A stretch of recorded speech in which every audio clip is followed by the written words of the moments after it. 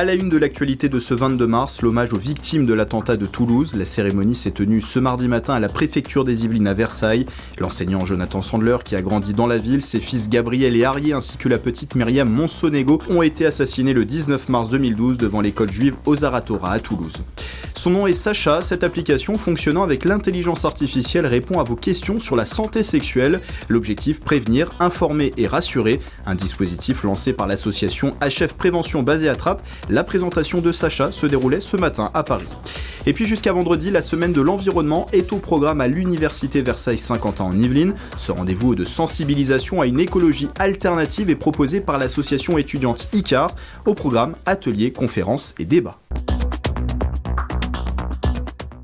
Ces mots sont leur stèle, le parchemin où leur rire, leur chant, leurs pleurs et nos hésitations ne s'effaceront jamais. Ils s'appelaient Jonathan, Arié, Gabriel et Myriam. Ils ont perdu la vie il y a 10 ans dans les attaques terroristes de Toulouse, perpétrées en mars 2012. Ce matin, à la préfecture des Yvelines, un hommage leur était rendu. La médaille de reconnaissance aux victimes du terrorisme leur a été décernée. Pour les familles, 10 ans, c'est tous les jours 10 ans. Donc ça ne change pas beaucoup, mais les gens sont mobilisés. Oui, parce qu'il y avait toujours, comme l'a dit le maire, une phrase de Misaël qui dit que le terroriste dure 2 fois, la deuxième par l'oubli. Et moi, j'étais hanté par l'oubli.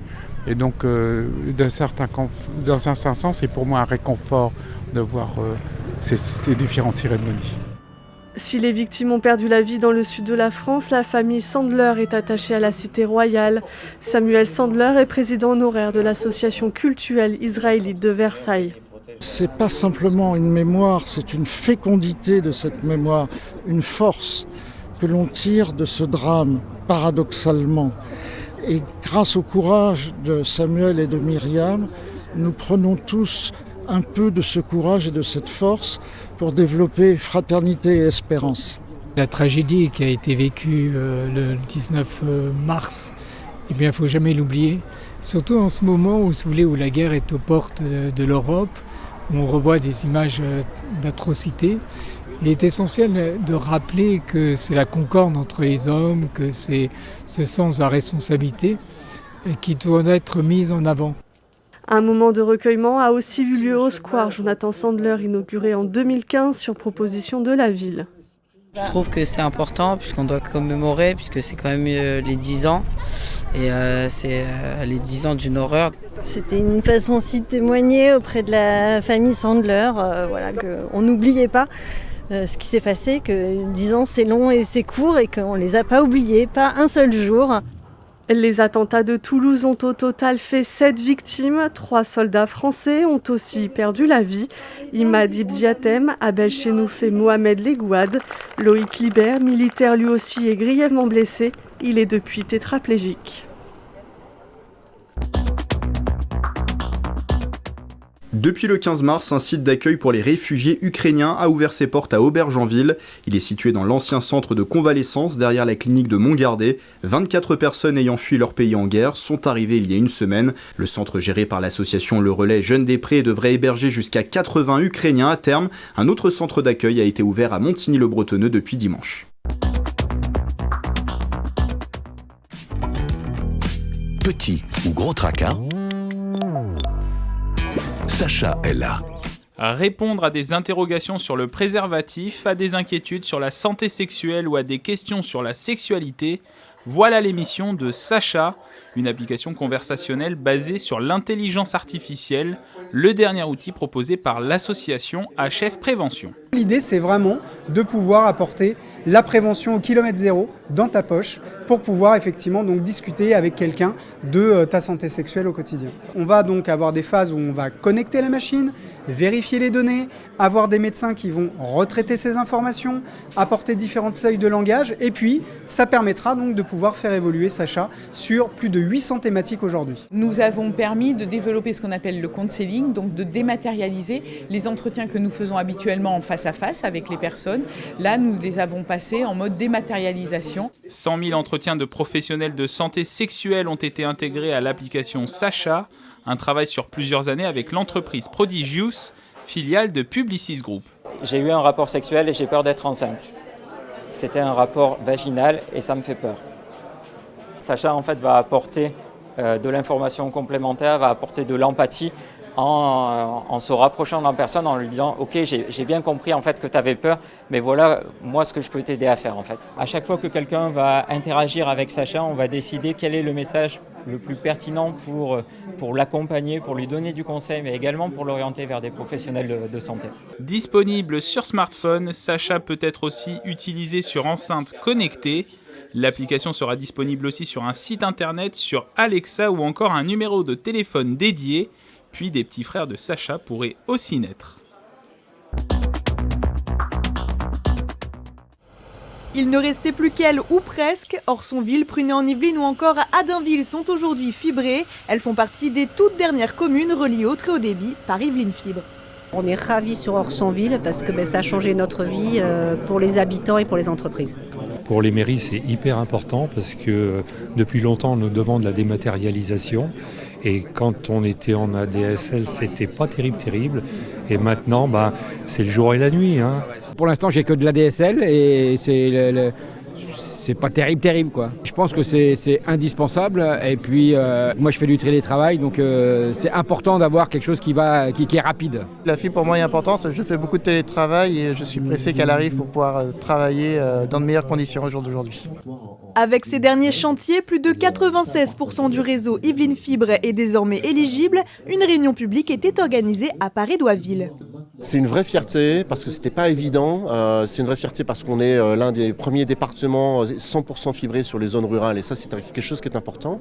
Et c'est aussi porteur d'avenir puisque on a un petit peu anticipé les mutations et les mouvements avec le Covid. On a vu que beaucoup de nos compatriotes souhaitaient quitter un petit peu la ville pour aller à la campagne et ils souhaitent garder effectivement cette proximité avec les entreprises. Des câbles étaient encore tirés il y a peu, comme en ce début de mois de mars. Les équipes sont sur le terrain. Objectif du jour, raccorder un hameau à Orsonville grâce à plusieurs mètres de câbles sous terre et en hauteur. C'est un énorme travail puisqu'on a tiré 6000 km de fibres, on a fait plus de 200 km de tranchées, on a fait plus de 1000 chantiers pour réparer des fourreaux, pour changer les poteaux. Donc c'est un travail énorme qui demande énormément de moyens humains. Et puis des temps machines également extrêmement importants. Et si je prends le cas de Allainville et de Paray-Douaville, ça fait 8 mois, 9 mois que les équipes travaillent pour aller chercher ces deux communes. La totalité des communes de Rambouillet-Territoire est aujourd'hui éligible. Parmi les prochains projets de Seine et Yvelines Numérique, le déploiement des tablettes dans tous les collèges du département. À Voisins-le-Bretonneux, c'est la fibre optique également qui va s'imposer. La ville a été choisie par Orange Infrastructure pour un test. En 2023, il n'y aura plus de réseau cuivre pour les lignes de téléphone fixe et pour les services internet. Une expérimentation qui s'appliquera ensuite sur tout le territoire français. Pas de gros travaux prévus, la ville envisage une réunion publique dans les semaines à venir. Les propos recueillis par Mélanie Poquet. Pour Voisins, c'est une chance parce que ça veut dire que comme nous sommes pilotes, eh bien, ils vont prendre le temps de rencontrer les habitants, les différentes problématiques. C'est un petit peu l'intérêt, c'est d'avoir un maximum de cas à résoudre. Et donc, on aura un accompagnement un peu sur mesure.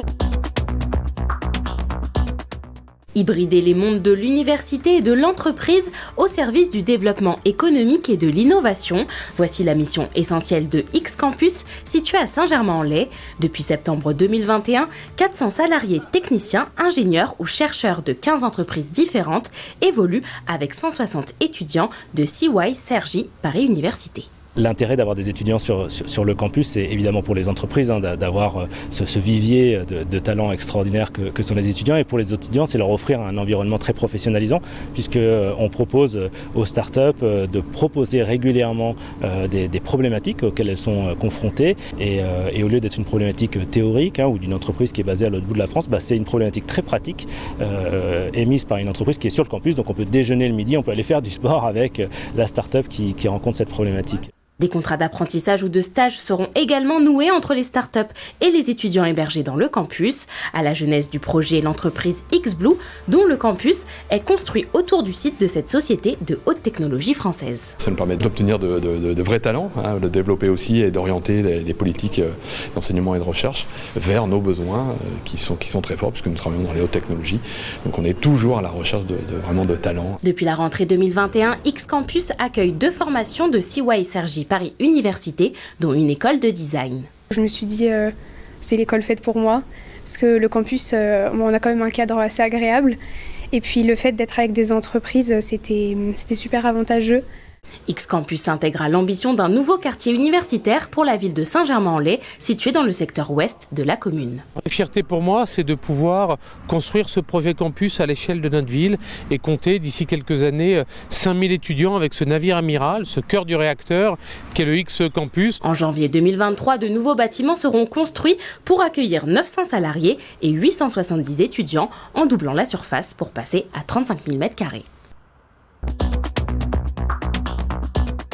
Ça, c'est un semis d'oignon. Du coup, je l'ai pris parce que bientôt, je vais voir ma mère et elle a un petit potager, donc je vais lui donner. La semaine de l'environnement a débuté à l'université de Versailles-Saint-Quentin en Yvelines. Après une première journée consacrée aux mobilités douces, rendez-vous ce mardi autour du thème de la fourche à la fourchette. Organisatrice de l'événement, l'association étudiante ICAR occupe son propre stand. On a une distribution de semis, on a des dégustations de jus de pomme de producteurs locaux, on a de la confiture de lait. C'est important parce que déjà on montre toujours qu'on est ici et qu'il y a quand même une vie associative à la fac et que voilà aussi il existe d'autres associations. Dans le hall du bâtiment d'Alembert à Guyancourt, d'autres associations locales sont venues sensibiliser les jeunes à leur manière. On a préparé un quiz pour pouvoir introduire de manière ludique les activités de terricité et puis sensibiliser plus généralement sur le travail de l'association. On va discuter un peu de tous ces projets, de comment on peut participer à l'organisation. Dédale, c'est ce qu'on aime dire aussi que c'est un outil pour que les personnes qui habitent ce territoire peuvent s'en saisir pour mener à bien leurs projets sociaux et écologiques. Objectif de la semaine, enseigner aux étudiants qu'il est possible d'agir localement en faveur de l'écologie. Déjà aujourd'hui, on voit qu'il y a des personnes, là on vient juste d'installer le village associatif et il y a déjà des personnes qui nous posent des questions. Donc ça veut dire qu'on est plutôt confiants et confiantes pour le reste de la semaine. Mercredi, une journée sera consacrée à la question du salariat étudiant. Jeudi, des ateliers autour de l'éducation populaire et en prime des conférences tous les soirs de la semaine. On referme ce journal avec cet événement, J'enfile mes baskets pour Léana, une course solidaire et connectée qui se déroulera du 25 mars au 11 avril. C'est au profit de l'association Au fil de Léana. Léana est une petite habitante de Naufle-le-Vieux, porteuse d'une maladie génétique rare. Le principe, réalisé de son côté 5 ou 10 km, en marchant ou en courant, seul ou en groupe, entre le 25 mars et le 11 avril. Inscription de 1 € par kilomètre. L'argent récolté servira à financer le matériel médical et paramédical de Léana, soutenir aussi d'autres enfants porteurs de handicap. Plus d'informations sur la page Facebook de l'association Au fil de Léana. Belle soirée sur TV78.